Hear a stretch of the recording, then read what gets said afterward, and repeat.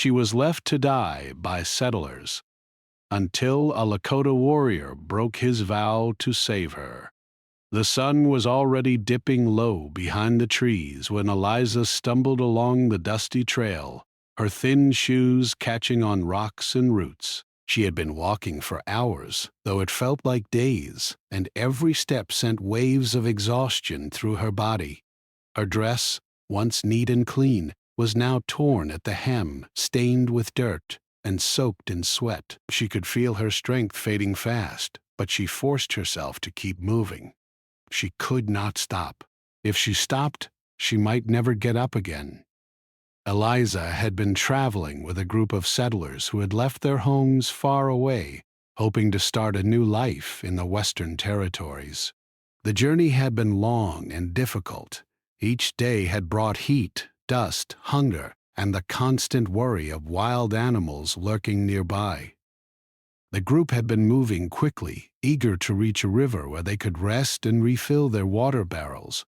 Eliza had tried to keep pace, but she was weaker than the others, and she had fallen behind. At first, she had hoped they would wait for her. She had shouted when she could, waving her arms, but the group had only gone faster, their faces showing impatience and fear. At first, Eliza thought they would come back. She called out again and again, her voice hoarse from shouting, but the forest swallowed her words, and the only answer was the echo of her own voice bouncing back at her. She sank to the ground, the weight of despair pressing down on her chest. She was alone, truly alone. The realization struck her like a cold wind, sharper and more painful than the harsh air that blew through the trees. The settlers had abandoned her. The thought made her stomach twist. They were supposed to be her companions, people she had traveled with for days, sharing food and stories, sharing laughter and fears. And yet, when she needed them most, they had left her behind. She tried to understand their decision. Maybe they had feared slowing down. Maybe they thought she would not survive. But the knowledge did little to comfort her. She felt betrayed, her heart heavy with sadness and anger. Night was falling, and the shadows between the trees grew longer and darker. The sounds of the forest became louder. Twigs snapped under invisible feet, the wind whispered through the leaves, and somewhere in the distance, a wolf howled. Every sound made her heart race. Hunger gnawed at her belly, and her throat was dry and raw. She had eaten almost nothing all day, and the little water she had found was gone. Her body shook with cold, though the day had been warm. The temperature dropped quickly in the forest, and the thin fabric of her dress offered little protection. She tried to move toward a small clearing she had spotted earlier, hoping to find some place to rest safely. Her legs ached and her hands were scratched from the brush she had pushed through. She stumbled and fell several times, her palms and knees bleeding from contact with rocks and rough bark. Each fall made her feel weaker, but she pushed herself to rise again, driven by a stubborn will to survive. As she wandered, she thought of her family, of the life she had left behind, and of the dreams that had brought her to this land.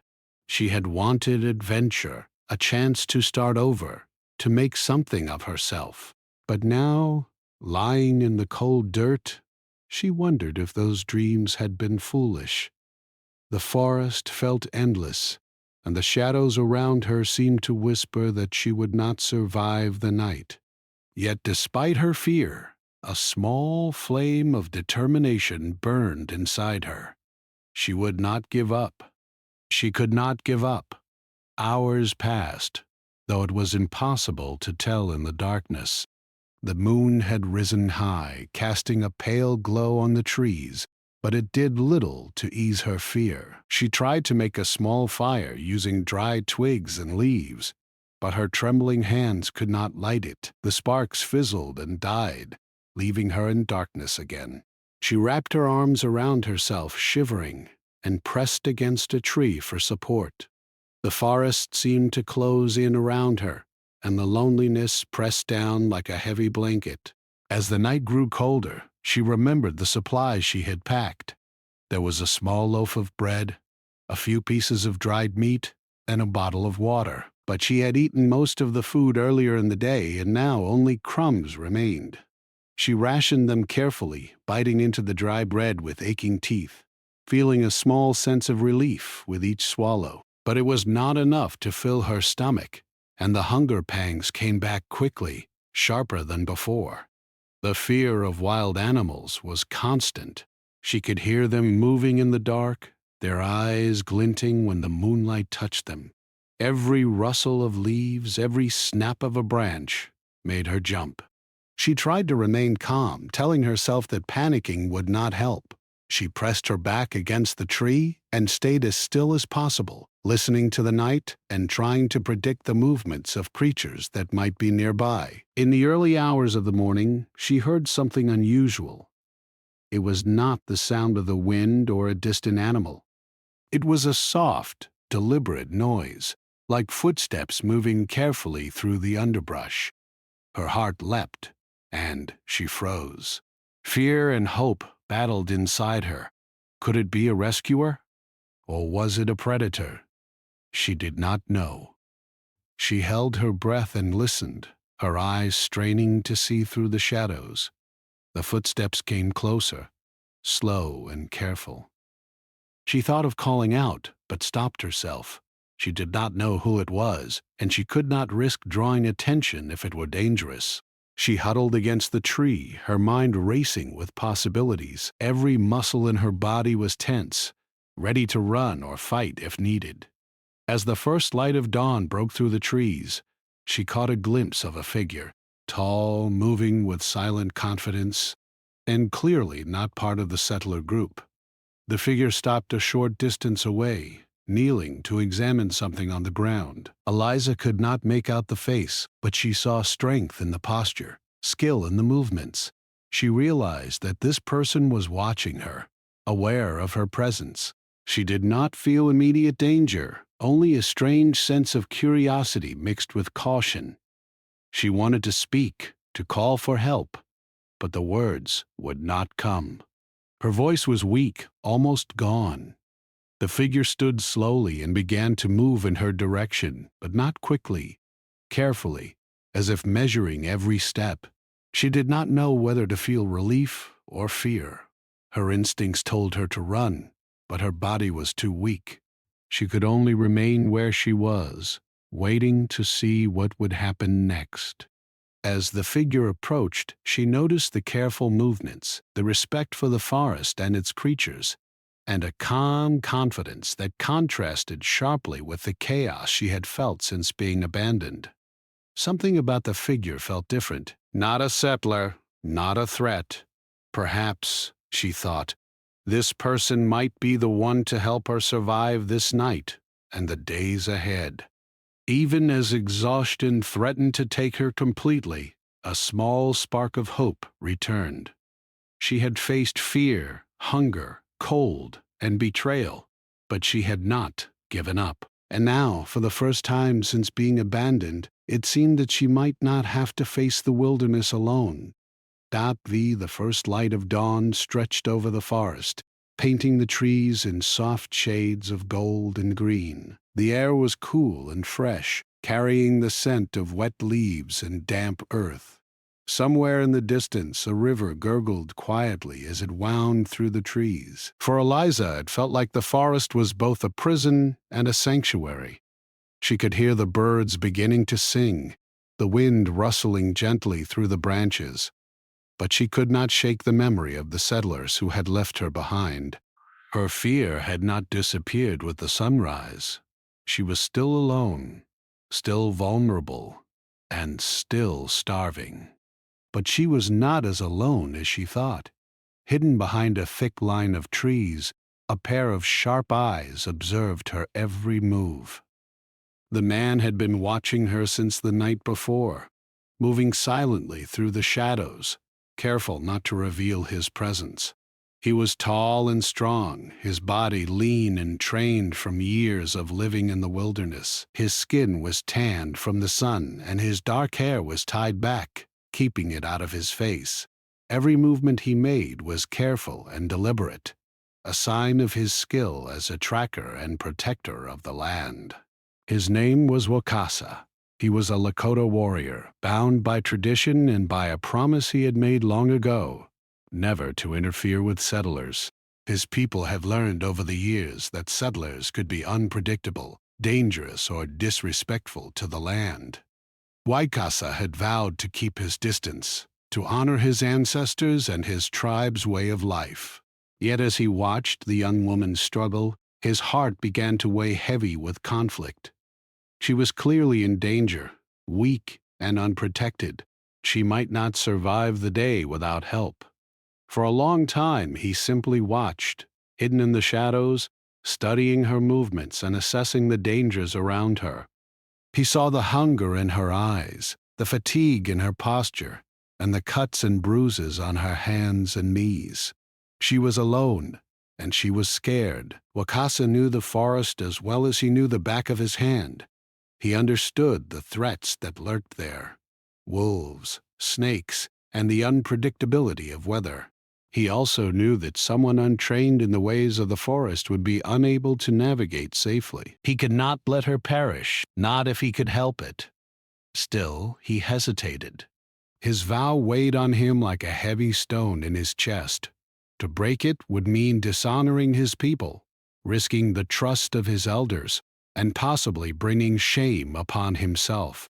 But every time he saw her falter, every time she sank to the ground with exhaustion, that inner conflict grew louder. Compassion, he realized, sometimes demanded more courage than obedience.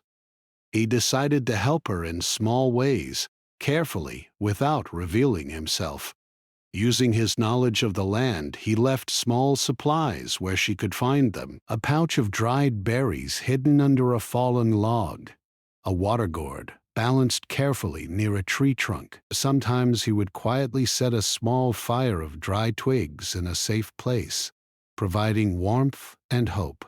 He never approached directly, never made his presence known. It was a delicate balance, giving enough help for her to survive, but not so much as to fully break his vow. Eliza noticed the small signs almost immediately.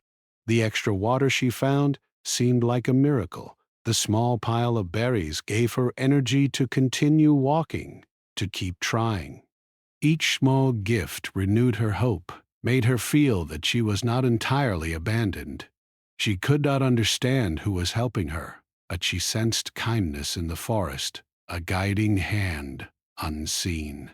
It was as if the trees themselves had decided she deserved a chance to live. Each day, Wakasa observed her more closely. He studied her movements, noting her strengths and weaknesses. He saw how she foraged for edible plants, how she tried to find safe paths through the rough terrain, and how she rested under the cover of trees at night. He admired her courage, her determination, and her unwillingness to give up even when the odds seemed impossible. She was fragile, yet she was stronger than many who had walked the forest without fear. One morning, Wakasa noticed that she had wandered close to a riverbank. The ground was muddy and slippery, and the current of the river looked dangerous. She tried to gather water, but her hands shook, and she nearly slipped into the cold, fast-moving stream. Wakasa's heart jumped. He knew he had to act, but he also knew he could not approach openly. With careful precision, he found a sturdy branch and pushed it toward her from a hidden spot, giving her a safe tool to pull herself up if she fell. She grabbed it instinctively, catching herself, and then gave a small, grateful look around, sensing someone had helped her. That day, he also left a small bundle of food and water in a clearing where she rested. When she found it, she felt a strange mixture of relief, curiosity, and gratitude. Someone was watching over her, protecting her, and she did not even know who. She wanted to thank them, but she did not know how, and the fear of stepping into danger kept her cautious. Still, she felt that her life was being saved in small, quiet ways, and it gave her the strength to continue. As the days passed, their silent interaction became a kind of rhythm. Waikasa would watch, intervene in small ways, and ensure her survival. Eliza would notice the signs of his help, feel grateful, and move forward. Though they had never spoken, a connection began to form. It was a connection based on trust, observation, and the simple human need for kindness in a world that often seemed harsh and unforgiving. During one particularly cold morning, Wikasa saw her shivering by a tree, unable to light a fire with her trembling hands. The wind cut through her thin dress, and her lips were blue with cold. He wanted to help directly, but the thought of breaking his vow made him hesitate. He waited, watching as she tried repeatedly and failed. Finally, he realized that she would not survive the day if he did not act. Steeling himself, he stepped out of the shadows quietly, making sure to remain unseen as he guided a small pile of dry twigs toward her. She noticed the fire starting to take shape and felt a warmth of hope spread through her chest. Even in these small gestures, Wakasa's inner struggle continued. He thought about the elders of his tribe, about the rules and traditions he had lived by his whole life. He wondered what they would say if they knew he was helping a settler, someone he had promised to leave alone. Yet each time he saw her struggle, the question of morality became clearer. To do nothing, he realized, would be a betrayal of his own heart. To act, even at personal risk, was the truer path. Eliza, meanwhile, began to notice more of the forest around her. She learned to find edible plants, to listen to the sounds of the birds and animals for clues about danger, and to navigate using the sun and trees. Each day she grew a little stronger, a little wiser, and a little more confident. She still did not know who was helping her, but the forest no longer felt completely hostile. She began to feel that survival was possible, that life could continue beyond the fear and pain she had experienced. By the end of the week, she had become stronger and more skilled, yet she was still vulnerable. The forest had not lost its dangers, and she had not yet met the one person who would ultimately save her. Waikasa continued to watch her, the weight of his vow heavy on his shoulders, but his resolve growing. He knew that the moment would soon come when he would have to act more directly. The silent protection, the hidden guidance, had kept her alive so far. But if she were to survive fully, he would have to make a choice that could change both their lives forever. The bond between them, though unspoken, had begun to take shape. It was a bond of survival, trust, and quiet understanding. Each small act of care, each hidden intervention, spoke more loudly than words ever could. And as the sun rose higher in the sky, Wikasa watched, knowing that soon the time would come to step out of the shadows, to risk everything, and to reveal himself to the young woman who had survived against all odds. The morning sunlight filtered softly through the thick trees, casting patterns of light and shadow across the forest floor. Eliza had been walking slowly, her body still weak from days of hunger and exhaustion, but her spirit was determined. She had survived storms, cold nights, and hunger, guided by an unseen hand that left small gifts of food and water. She did not know who was helping her, and she did not fully understand why, but she had come to trust that the forest was no longer entirely cruel. Somewhere in the shadows, someone was watching over her. That morning, as she knelt by a small stream to drink, she finally noticed movement. At first, she thought it was another animal, but then she saw the figure of a man standing a short distance away, tall and silent among the trees. Her heart jumped, and she froze. Fear gripped her. After all she had endured, she had learned that not everyone could be trusted. She knew the dangers of humans as well as the dangers of the forest. She did not speak, and her eyes widened, trying to understand whether he was friend or foe. The man stepped closer, slowly, deliberately, but without making sudden movements that might scare her. He moved with the quiet confidence of someone who knew the forest as well as he knew his own hands. His eyes, dark and thoughtful, studied her carefully. He seemed aware of her fear, yet there was no threat in his posture. Instead, there was a quiet strength and patience, a calm that suggested he meant her no harm. Eliza's mind raced. Who was he? How had he found her? And why had he been helping her without revealing himself? She felt a mixture of relief and suspicion. She had come to rely on the food and water left in hidden spots, but now she had to face the person behind these acts. Was he a stranger?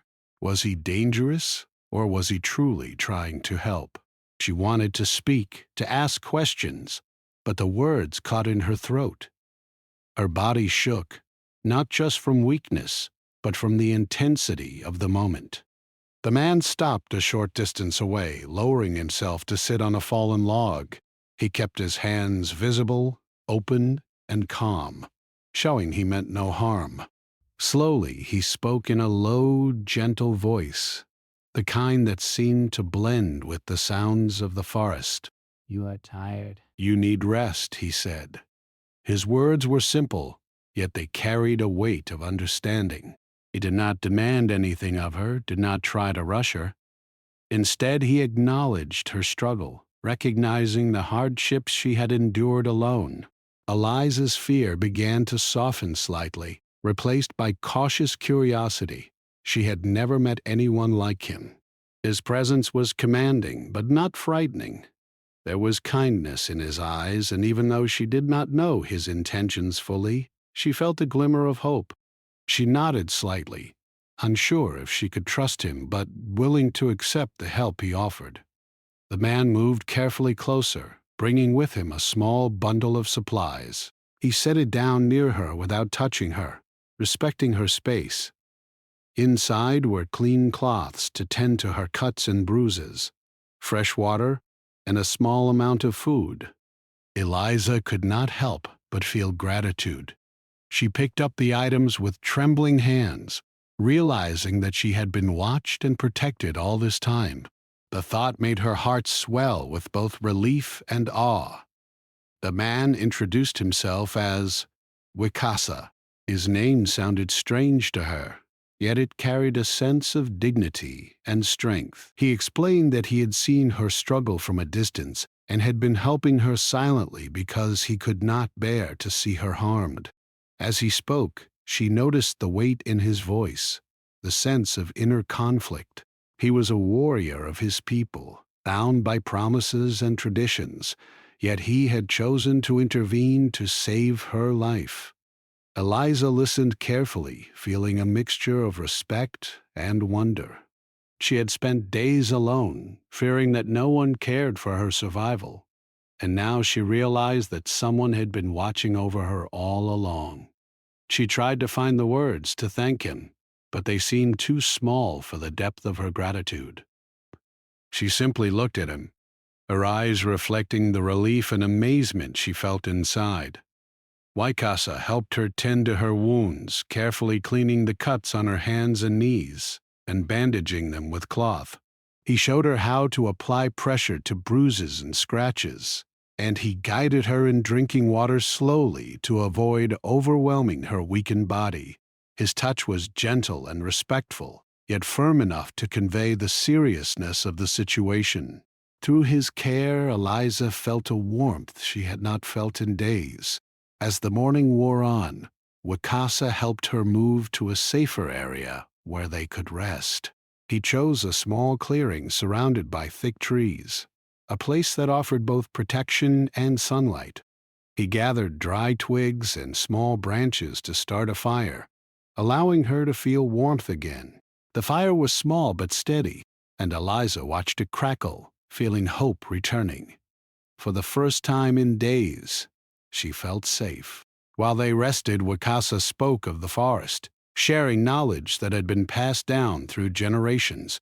He showed her which plants were safe to eat, how to find clean water, and how to recognize signs of animals nearby. His instructions were simple but clear, and she listened attentively, realizing that her survival depended on learning from him. With each lesson, she grew stronger and more confident.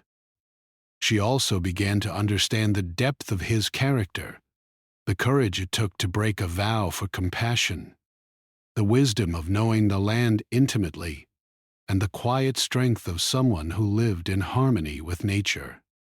Eliza asked him why he had helped her despite the rules he followed.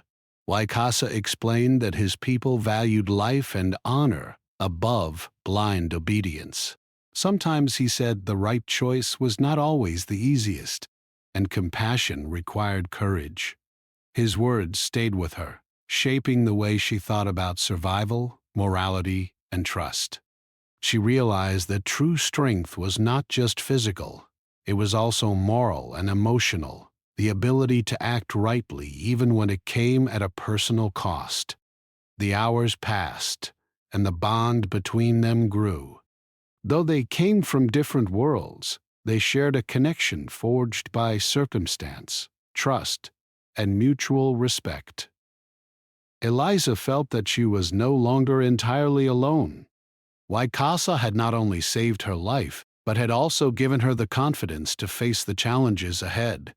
The forest, once a place of terror and despair, now felt like a place where survival and hope could coexist. By the end of the day, Eliza could move with more stability, and Waikasa could see that her body was regaining strength. They had shared stories, her life before the journey, his life among his people, and had laughed softly, finding comfort in simple human connection. Though the dangers of the forest remained, the fear that had once gripped her heart began to loosen. She understood that she had a guide, a protector, and a friend, someone who had risked everything to save her. As the sun began to set, painting the sky with shades of orange and pink, Wakasa taught her one final lesson for the day: how to move quietly through the forest, how to listen to its rhythms, and how to respect the land that gave life to all who lived there. Eliza practiced, listening closely to his instructions, realizing that survival was as much about learning as it was about endurance. That night, as she lay near the small fire he had built, she reflected on the day's events. She had survived fear, hunger, and exhaustion, and now she had met the person who had saved her. Wikasa's presence was a reminder that even in the darkest moments, kindness and courage could appear when least expected. She drifted into sleep with a sense of safety she had not felt in days, knowing that the journey ahead would be difficult, but not impossible. The days that followed were filled with learning, movement, and careful survival. Waikasa had chosen a quiet part of the forest, away from the paths of settlers and hunters, where Eliza could regain her strength safely. Each morning she awoke to the soft sounds of birdsong and the whispering wind through the trees. The forest, which had once seemed frightening and endless, now felt alive with guidance and quiet protection. She still felt the ache in her muscles from the long journey, and her body was thin from days without proper food, but she could feel her strength slowly returning. Wikasa began each day with lessons. He taught her how to gather clean water from streams without disturbing the ecosystem around it. He showed her which plants were safe to eat and which ones could harm her, explaining the subtle differences in colors, leaves, and smells. Eliza listened carefully, her eyes wide with concentration, trying to memorize every detail. She realized that the forest had its own rules and rhythms, and that understanding them could mean the difference between life and death. He also taught her how to move quietly through the woods. She learned to place her feet carefully, to avoid breaking twigs that could announce her presence to wild animals, and to use the natural shapes of trees and rocks for cover. It was difficult at first. Her muscles were stiff and her body still weak from days of hunger and cold. But Wakasa was patient, showing her the motions over and over, correcting gently when she misstepped, praising her when she succeeded. Each small victory gave her more confidence, and she began to feel the first sparks of independence since being abandoned.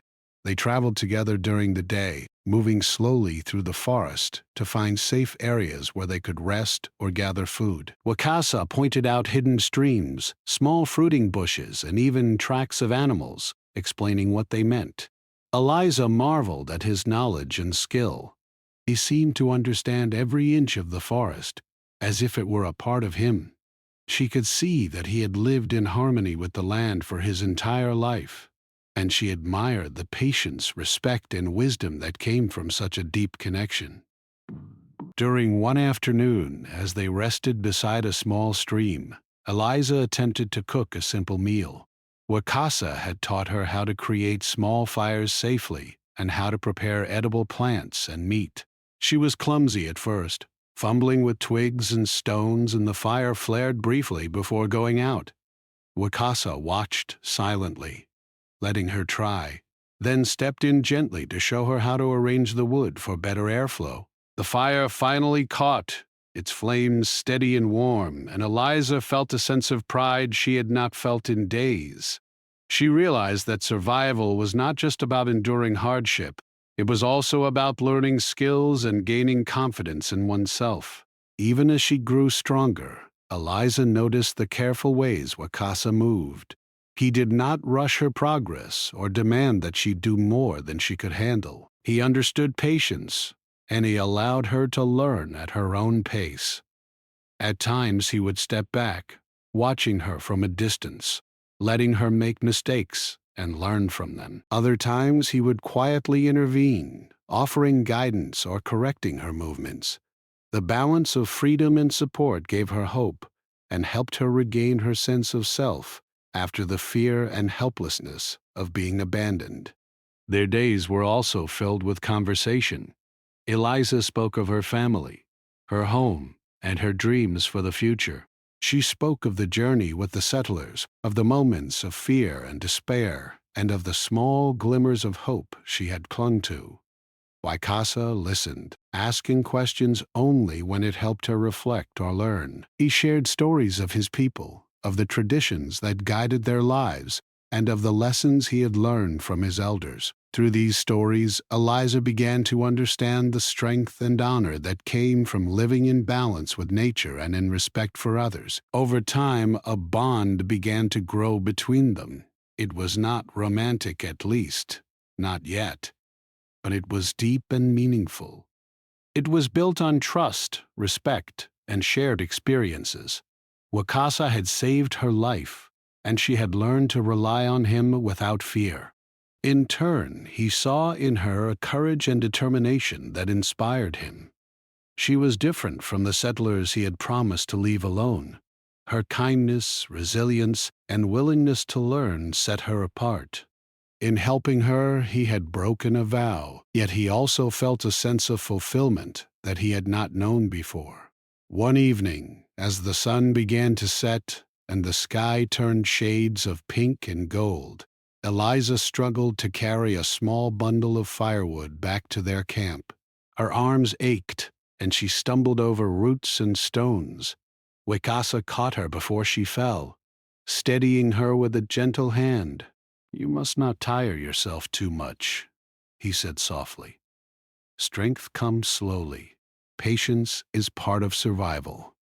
She nodded, grateful for his guidance and support.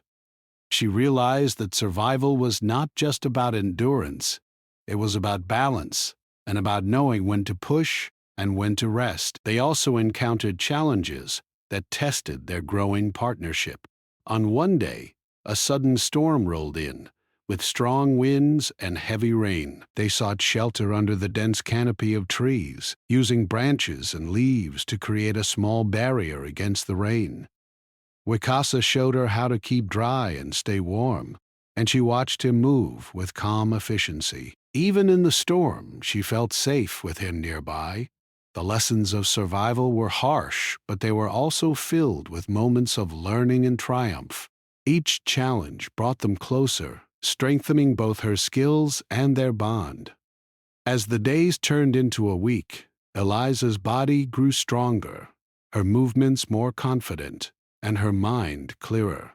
She could forage for food on her own, prepare simple meals, and move through the forest without fear of getting lost. Wicasa continued to teach her, guiding her gently and correcting her when needed. She marveled at the depth of his knowledge, the patience in his instruction, and the wisdom in every decision he made.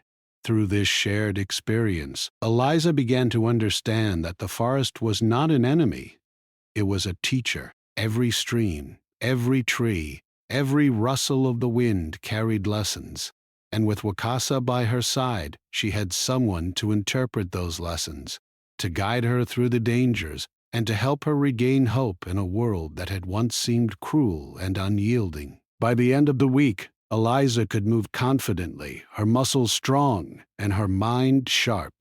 She had survived hunger, fear, and isolation, and she had learned the skills needed to continue surviving if she had to face the forest alone. But she no longer wanted to be alone. The bond she had built with Wicasa gave her a sense of safety, companionship, and respect. She realized that survival was not just about strength, it was also about connection, guidance, and trust. As night fell, they sat together by the fire, sharing stories and silent reflection. The forest was calm around them, and the stars appeared one by one in the sky above. Eliza felt a deep sense of gratitude for the lessons she had learned, the strength she had gained, and the friendship that had grown between them. She knew that the journey ahead would still be challenging, but she no longer feared it as she had before. With Wakasa by her side, she was ready to face whatever lay ahead. The sun rose gently over the forest, spilling warm light across the trees and the small clearing where Eliza and Wakasa had made their temporary home. The days of struggle, fear, and uncertainty seemed behind her, yet they remained etched in her memory. She had grown stronger, wiser, and more confident. Her body, once frail and exhausted, was now able to walk for hours without tiring, and her mind had learned the rhythms of the forest. Every leaf, every stream, every animal track held meaning now. She had survived, and she had grown. That morning, she and Wakasa prepared to leave the forest together. The journey ahead would take them to a nearby settlement, a place where Eliza could find safety, food, and help. She had mixed feelings about returning. On one hand, she looked forward to meeting other people again, to the warmth of community and the possibility of rebuilding her life. On the other hand, she had come to value the quiet rhythm of the forest, the lessons it had taught her, and the companionship of Wicasa, who had saved her when all hope seemed lost. As they walked, Wicasa spoke quietly of the path ahead. He pointed out landmarks, small hills, and the safest routes to follow. Eliza listened carefully, taking note of everything. She knew that the skills she had learned in the forest would help her for the rest of her life. Even when she returned to civilization, the lessons of patience, observation, and respect for nature would remain with her. She was no longer the frightened young woman who had been abandoned by settlers. She was stronger, smarter, and more aware of the world around her. Along the way, they encountered small challenges. A fallen tree blocked their path, and they had to climb over it carefully. A muddy stream threatened to make their footing unstable, and they had to move slowly and deliberately. Each obstacle was a reminder of the dangers of the wilderness, but also a testament to how far Eliza had come. She moved with grace and confidence now, following Wakasa's guidance and sometimes even anticipating his instructions. She felt a quiet pride in her abilities and in her determination to survive. As they traveled, Eliza and Wakasa talked about the past and the future. She shared memories of her family, the home she had left behind, and the dreams she still carried. Wakasa listened, offering insight and encouragement, helping her to see that the challenges she had faced were not signs of weakness, but of resilience. He told her about his people, about the traditions and values that guided them, and about the choices he had made to help her. His honesty and wisdom impressed her deeply. She realized that bravery came in many forms, not just in facing physical danger, but in making difficult moral decisions and caring for others. Eventually, they saw the distant rooftops of the settlement. Smoke rose from chimneys, and the sounds of human activity carried faintly through the air. Eliza felt a mix of excitement and nervousness. She had been alone for so long that the presence of so many people at once seemed overwhelming. Yet she also felt a sense of hope. She knew that she could now face this world with confidence. She had survived the wilderness and had learned to rely on both her own skills and the kindness of others. When they arrived at the settlement, people came out of their homes to see the newcomers. Wicasa helped Eliza navigate the streets safely, keeping her close and guiding her through the crowd. She was met with curious glances, questions, and concern, but she stood tall and proud, no longer the frightened girl left behind in the forest. Wicasa introduced her to the townspeople, explaining that she had survived alone in the wilderness and that he had helped guide her safely to their town. The people listened in amazement, impressed by both her resilience and Wicasa's courage. As they settled in, Eliza reflected on her journey. She thought about the settlers who had left her behind, the nights she had spent alone and terrified, and the moments when hope had seemed impossible. She realized that those hardships had taught her more than she could have imagined. She had discovered her inner strength, her ability to adapt and survive, and the depth of human compassion through Wicasa's actions. Her gratitude for his help was profound, and she felt a lasting bond with him that went beyond words. Wicasa, too, reflected on his choices. He had broken a vow, risking the judgment of his people, yet he felt no regret. Helping Eliza had been the right choice, the choice that honored both his heart and his sense of justice. He had learned that sometimes rules and traditions must be weighed against compassion and moral courage. In saving her life, he had not only given her a second chance, but had also grown himself, understanding that true honor comes from actions that protect and uplift others. Over the next days, Eliza began to rebuild her life in the settlement. She found food, shelter, and assistance, but she also carried the lessons of the forest with her. She helped others, shared her story, and worked to stay strong and independent. Yet, she never forgot Wicasa. The man who had saved her, guided her, and taught her how to survive had left a permanent mark on her heart. She often thought about him, hoping that he, too, would find peace and safety among his people. Eventually, the time came for Wicasa to return to his own life. He had obligations, traditions, and responsibilities that could not be ignored. The parting was quiet, respectful, and full of mutual understanding. Eliza thanked him, her eyes reflecting the deep gratitude and respect she felt. Wicasa nodded, acknowledging her strength and courage. They did not need words to express the bond they had formed. It was clear in every gesture, every glance, and every shared memory of survival. As Wicasa disappeared back into the forest, Eliza felt a mixture of sadness and hope. She was leaving behind the man who had saved her, yet she was carrying forward the lessons he had taught her. She had grown in ways she could never have imagined. She was no longer a frightened girl left to die in the wilderness. She was a survivor, capable, wise, and strong. The world no longer seemed as frightening as it had before. Eliza continued her life with a renewed sense of purpose. She understood the value of courage, compassion, and resilience. She knew that life would continue to present challenges, but she also knew that she could face them. The memory of her time in the forest and of the Lakota warrior who had saved her remained with her as a guiding light. She carried both his lessons and his example, understanding that human kindness and moral courage could appear even in the darkest of times. Years later, Eliza would tell her story to others, speaking not only of the hardship she endured, but also of the people who helped her and the lessons she learned.